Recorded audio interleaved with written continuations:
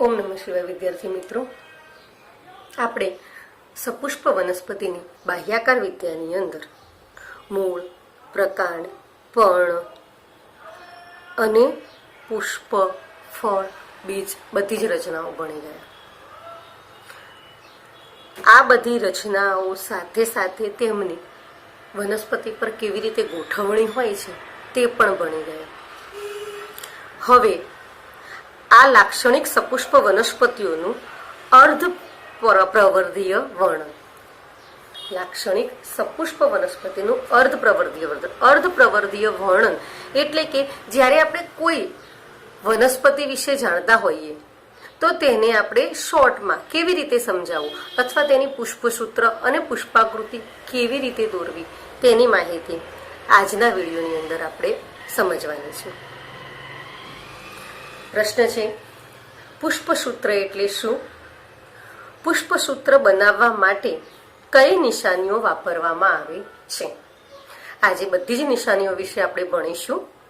તો સપુષ્પ વનસ્પતિઓનું વર્ણન જ્યારે કરવાનું હોય, કોઈ એક કુળનું વર્ણન, કોઈ એક વનસ્પતિનું વર્ણન, તમારી પાસે કોઈ એક વનસ્પતિ છે તો એ વનસ્પતિનું જ્યારે વર્ણન કરવાનું હોય ત્યારે તેના વિવિધ બાહ્યાકાર લક્ષણો ઉપયોગી છે। બહારથી આપણે વનસ્પતિને હાથમાં પકડીએ અને જે કંઈ દેખાય તે આપણા માટે ઉપયોગી છે, પણ તેના માટે આપણે બાહ્યાકાર રચનાનું જ્ઞાન હોવું જોઈએ। જેમ કે પર્ણ વિન્યાસ, એકાંતરિક, સન્મુખ, ભ્રમિરૂપ, પુષ્પ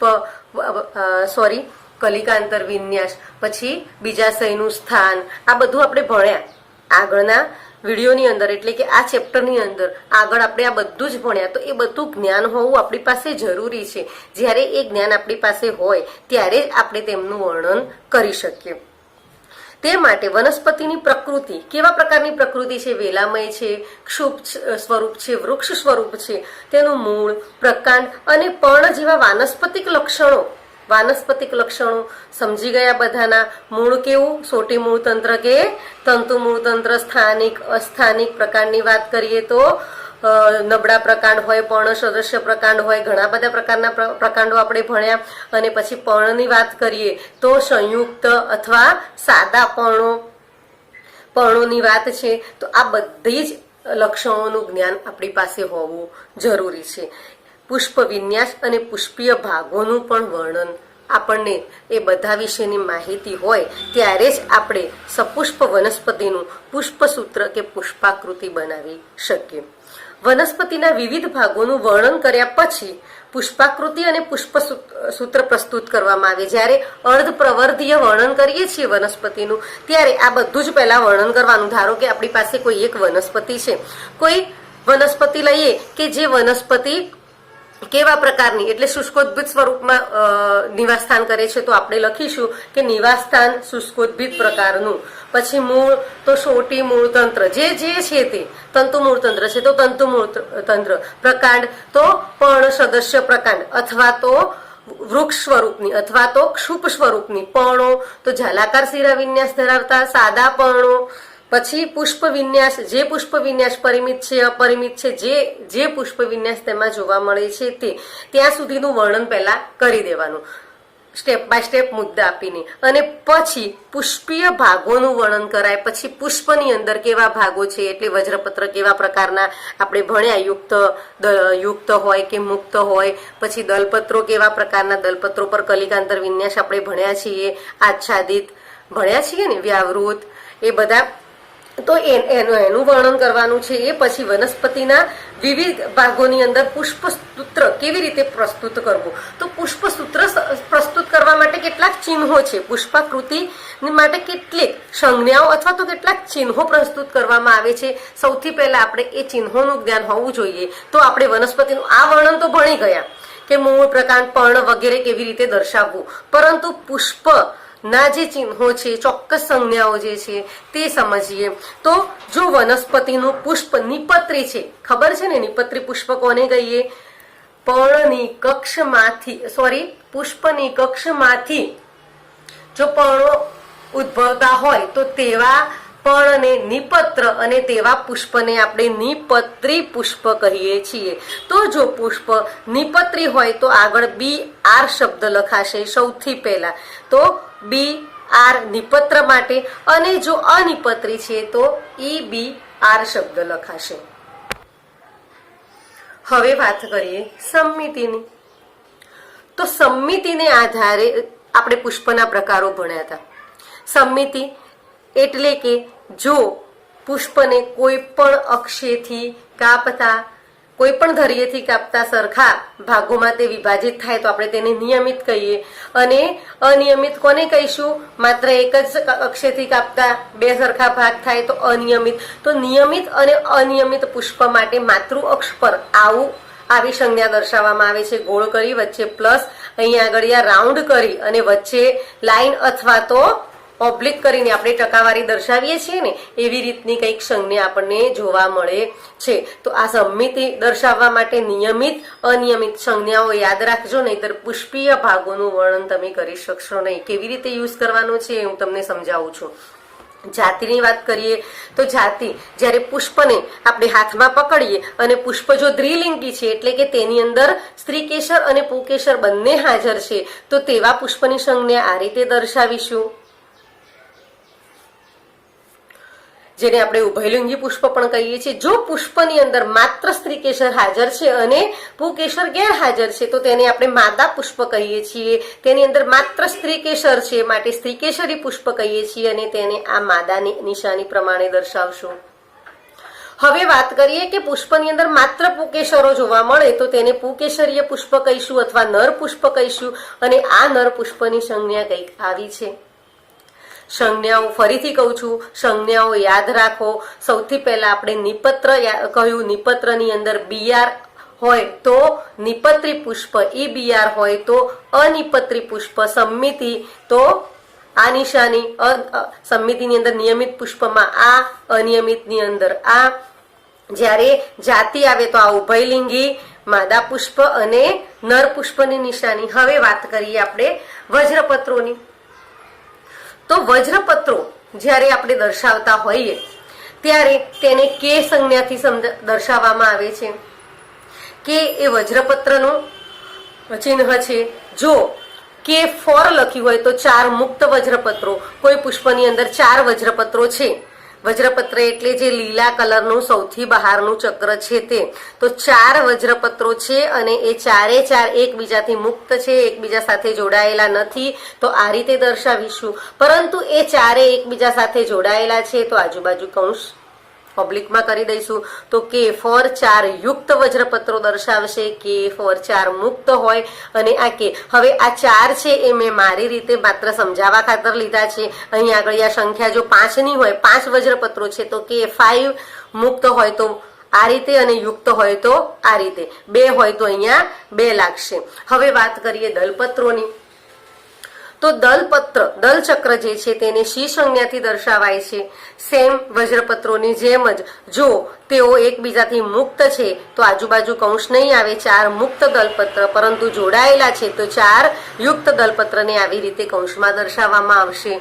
અહીં આગળ આ 4ની જગ્યાએ 5, 6 જે પણ સંખ્યા હોય તે આપણે દર્શાવવાની રહેશે. હવે વાત કરીએ પરિપુષ્પ ચક્ર. પરિપુષ્પ ચક્ર કોને કહીએ છીએ? યાદ કરી લો. જે પુષ્પની અંદર વજ્ર ચક્ર અને દલપત્રો સાથે મળી અને ચક્રની રચના કરે તો તેવા ચક્રને આપણે પરિપુષ્પ ચક્ર કહીએ છીએ. કે બંને અલગ નથી હોતા, બંને જોડાયેલા હોય તો તેને આપણે પરિપુષ્પ ચક્ર કહીએ છીએ. આ પરિપુષ્પને આપણે P સંજ્ઞાથી દર્શાવીએ છીએ. હવે P6 તો 6 મુક્ત પરિપુષ્પ પત્રો. P6 કૌંસમાં દર્શાવ્યું હોય તો 6 યુક્ત પરિપુષ્પ પત્રો. અને P3+3 તો 6 પરિપુષ્પો દરેક ચક્રની અંદર 3. 2 ચક્રોમાં ગોઠવાયેલા હોય અને દરેકની અંદર 3. હવે જો આને કૌંસમાં કર્યા હોય તો પાછા જોડાયેલા, કૌંસ વગર હોય તો મુક્ત. તો આ થઈ ગઈ પરિપુષ્પ ચક્રોની સંજ્ઞા. ફરીથી વજ્રપત્ર માટે K, દલચક્ર માટે C અને પરિપુષ્પ ચક્ર માટે P. હવે એની પછી મુક્ત હોય તો નીચે કૌંસ વગર અને યુક્ત હોય તો કૌંસ સાથે. સેમ એ જ પ્રોસેસ પરિપુષ્પ ચક્ર અને દલચક્રની અંદર આવશે. હવે વાત કરીએ પુંકેસરોની. તો પુંકેસર ચક્રની વાત કરીએ તો પુંકેસરને આપણે એ સંજ્ઞાથી દર્શાવીએ છીએ. જો પુંકેસરો 5 છે તો A5 સેમ આગળ વજ્રચક્ર દલચક્રમાં દર્શાવ્યું એ જ રીતે, અને જો તે જોડાયેલા છે તો 5 યુક્ત કૌંસમાં દર્શાવીશું. હવે આ 5 પુકેશરોની જગ્યાએ 10 પુકેશરો હોય અને એ પણ 2 ચક્રમાં ગોઠવાયેલા હોય તો 5 + 5, તો 10 પુકેશરો દરેક ચક્રમાં 5. અહીંયા આગળ 2 + 5 પણ હોય, 7 પુકેશરો હોય તો અહીંયા 2 + 5 હોય, અથવા તો 5 + 2 એવી રીતે પણ દર્શાવી શકાય. હવે જો પુકેશરો ગેરહાજર હોય એટલે કે માદા પુષ્પ હોય જેની અંદર માત્ર સ્ત્રીકેશર ચક્ર હાજર હોય એવાને આપણે A0 પુકેશર ગેરહાજર એવી રીતે દર્શાવીશું. હવે અહીંયા ઇન્ફિનિટિવ સંજ્ઞા જ્યાં અસંખ્ય પુકેશરો એટલે કે 10 કરતા વધારે પુકેશરોની સંખ્યા હોય ત્યારે આપણે તેને અસંખ્ય પુકેશરો એ ઇન્ફિનિટિવ તરીકે દર્શાવીએ છીએ. હવે વાત કરીએ CA, અને ઉપર આ નિશાની કરેલી છે. આ નિશાની શું દર્શાવે છે? તો આ નિશાની C શેના માટે હતી? યાદ કરો, દલપત્ર માટે. દલચક્રને આપણે C સંજ્ઞાથી દર્શાવતા હતા. જો દલપત્ર C સંજ્ઞાથી છે અને એની સાથે આમ કર્યું છે તો પુકેશરો દલપત્ર સાથે જોડાયેલા છે એમ દર્શાવે છે, તો પુકેશરો દલલગ્ન. તો પુકેશરો દલલગ્ન એવો ઉલ્લેખ કર્યો હોય ત્યારે આપણે એ કરી અને C સાથે તેને જોડી દેવાનું છે. હવે વાત કરીએ પુકેશરો પરિપુષ્પ લગ્ન. તો જ્યારે વજ્રપત્ર અને દલપત્ર સાથે મળી એક ચક્રની રચના કરતા હોય એ સમયે આપણે, અને જો પુકેશરો પરિપુષ્પ સાથે જોડાયેલા હોય તો તેને આપણે આ સંજ્ઞાથી દર્શાવીએ છીએ, તો પુકેશરો પરિપુષ્પ લગ્ન. તો આ થઈ ગઈ પુકેશરની સંજ્ઞા. હવે વાત કરીએ આપણે સ્ત્રીકેશરની સંજ્ઞાઓની. તો સ્ત્રીકેશરને આપણે G સંજ્ઞાથી દર્શાવીએ છીએ. G બે મુક્ત સ્ત્રીકેશરો, 2 સ્ત્રીકેશરો છે પણ એકબીજાથી મુક્ત છે તો આ સંજ્ઞા. યુક્ત છે તો કૌંસમાં, અને નર પુષ્પ છે તો G0 એટલે કે સ્ત્રીકેશર ગેરહાજર. નર પુષ્પની અંદર સ્ત્રીકેશર જોવા મળતું નથી. હવે વાત કરીએ તેના બીજાશયના સ્થાનને આધારે.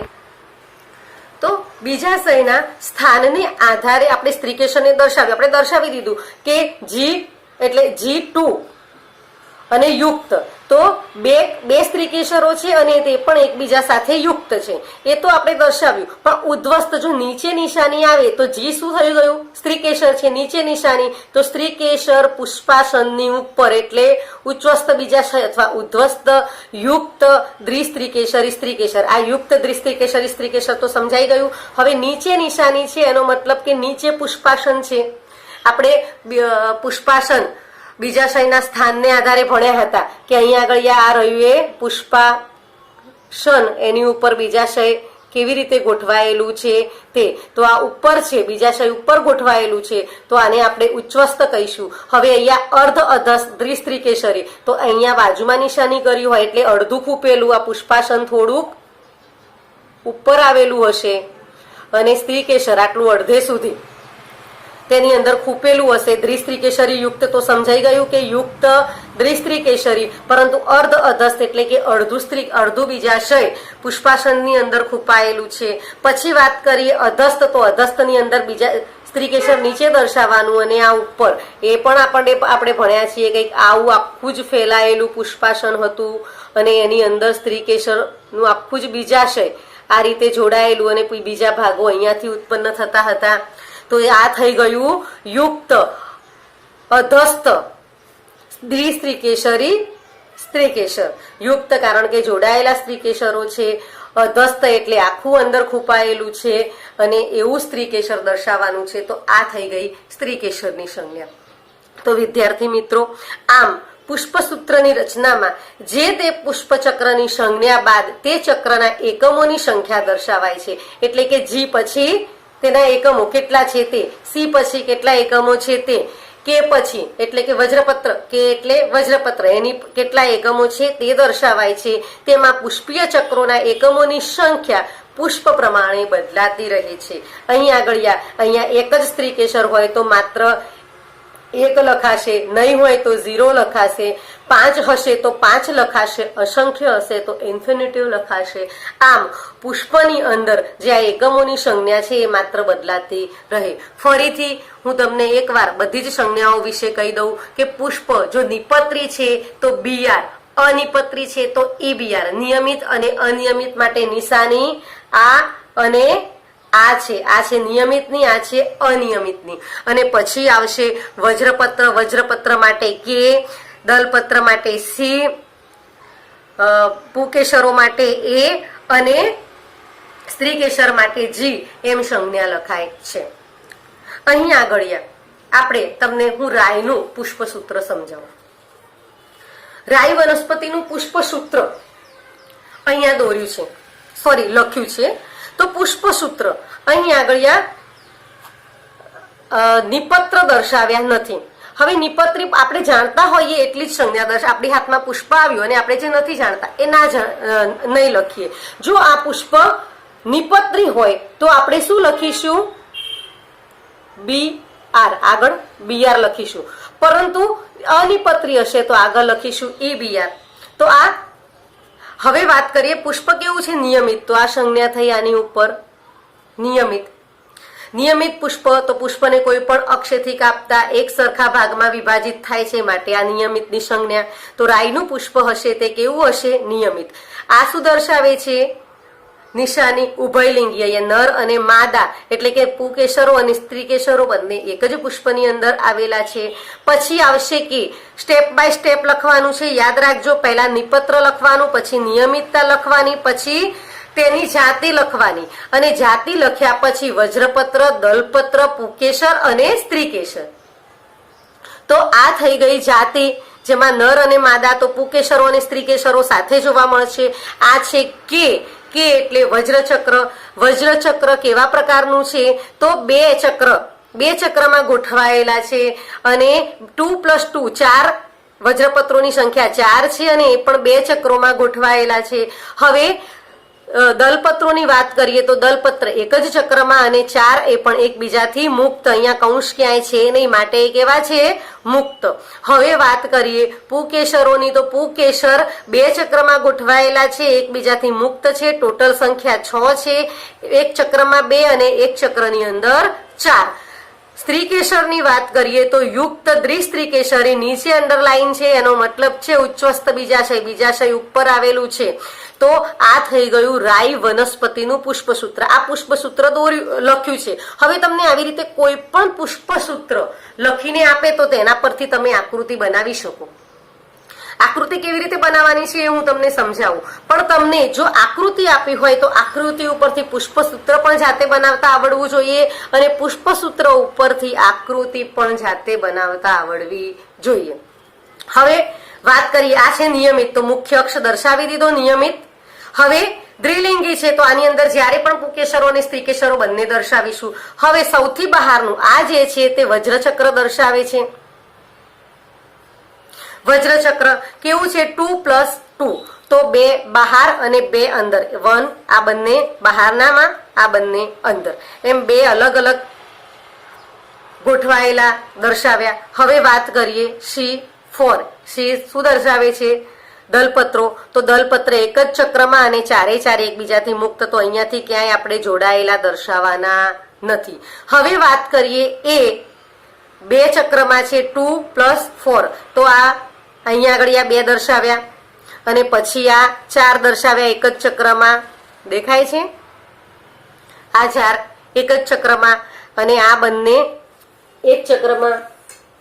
અહીંયા મિસ્ટેક થાય છે, આ દર્શાવવાનું નથી. 2 અને આ 4. હવે વાત કરીએ જી. તો જી ઉચ્ચસ્થ બીજાશય. આપણે જો બીજાશયનું સ્થાન એટલે કે બીજાશયની અંદર અંડકોની સંખ્યા ના જાણતા હોય તો માત્ર રાઉન્ડ કરી અને બીજાશય દર્શાવી દેવાનું. એના માટે તમારે માત્ર અહીંયા ધ્યાન રાખવાનું, જ્યારે પુષ્પીય લક્ષણો લખો, આના વિશે વિસ્તૃત માહિતી લખો કે પુષ્પીય લક્ષણો, ત્યારે તમારે શું લખવાનું છે? પુષ્પ નિયમિત જોવા મળે છે, ઉભયલિંગી પુષ્પ છે, વજ્રચક્રો બે ચક્રમાં ગોઠવાયેલા, જ્યારે દલપત્ર એક ચક્રમાં ગોઠવાયેલા, મુક્ત દલપત્રો, પુકેશરો 2 ચક્રમાં ગોઠવાયેલા, એક ચક્રમાં 2 અને બીજા ચક્રમાં 4, ટોટલ 6 પુકેશરો જોવા મળે છે અને ઉચ્ચસ્થ બીજાશય યુક્ત દ્વિસ્ત્રીકેશરી સ્ત્રીકેશર જોવા મળે છે. આવું જ્યારે આપણે વાક્ય રચનામાં લખીએ ત્યારે આ રીતે લખવું પડે. તો વિદ્યાર્થી મિત્રો, આજે આપણે પુષ્પીય સંજ્ઞાઓ અને પુષ્પ સૂત્ર સમજ્યા. હવે તેમાં હું થોડુંક વધારે સમજાવી દઉં કે જ્યારે યુક્ત દલપત્રોની વાત આવે કે વજ્રપત્રોની, ત્યારે આ જે મુક્ત છે એની જગ્યાએ તમારે આમ દર્શાવી દેવાના, એટલે કે આ એકબીજા સાથે જોડાયેલા છે. અહીંયા આગળ જો કૌંસ હોય તો તમે શું દર્શાવો, આ રાયનું છે માટે મુક્ત છે, પરંતુ તમને અહીંયા કૌંસ વાળું દર્શાવે તો આ જોડાયેલા. અહીંયા પણ સેમ એ જ પ્રોસેસ, જોડાયેલા દર્શાવવા પડે. હા, હવે જો તમને એવું કહેવામાં આવે અહીંયા આગળ આ સંજ્ઞા, આ એ સંજ્ઞા છે એ સી સાથે જોડાયેલી, એટલે કે પુકેશરો દલપત્રો સાથે જોડાયેલા છે એવું દર્શાવવું હોય તો તમે શું કરશો, તો આ દલપત્ર છે એની સાથે આને આમ જોડી દેશો, આને આમ જોડી દેશો, તો આ શું થઈ ગયું, પુકેશરો દલપત્રો સાથે જોડાયેલા છે. હવે જો તમને એમ કહેવામાં આવે કે પુકેશરો યુક્ત છે તો આપણે પુકેશરો યુક્ત કહેશે અને દલપત્ર સાથે જોડાયેલા નથી, તો તમે કેવી રીતે દર્શાવશો, આ બધા જ પુકેશરોને એકબીજા સાથે જોડી દેશો. તો આ શું થઈ ગયું, યુક્ત પુકેશરો. તો વિદ્યાર્થી મિત્રો, આવી નાની નાની બાબતો યાદ રાખી અને પુષ્પાકૃતિ પરથી, પુષ્પસૂત્ર પરથી પુષ્પાકૃતિ દોરતા સમજજો. જ્યારે પણ તમે સ્કૂલમાં આવશો ત્યારે હું તમને આને વિશેષ રીતે સમજાવીશ. હાલ આપણે એકબીજા સાથે બેસીને સમજી શકતા નથી, માટે આ રીતે સમજી લો. અને કદાચ કોઈ પણ પ્રોબ્લેમ લાગે તો જ્યારે પણ કરશો, ફોન કરશો ત્યારે હું તમને સમજાવી દઈશ. ઓમ નમઃ શિવાય.